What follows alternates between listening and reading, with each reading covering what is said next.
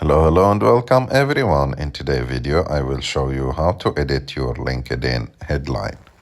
To do this, it's very simple. You have just to go to LinkedIn, and after that, go to your profile by clicking on your picture on the top left of the screen, and then click on your name. And after that, go and click on the three dots near to add section.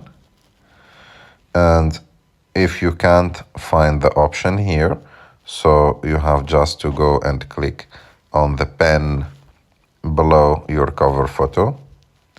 And as you can see, it will give you the option to edit the informations of your profile. And as you can see here, this is your headline. And you can edit it as you want. For example, I will add and trainer.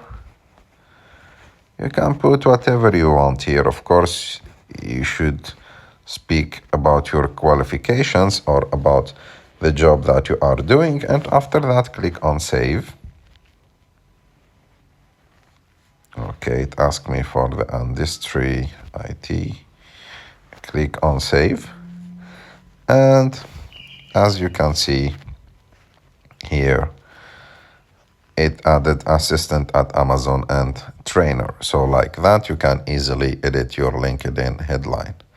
I hope that you like this video. If you like this video, don't forget to subscribe to our channel, to like this video.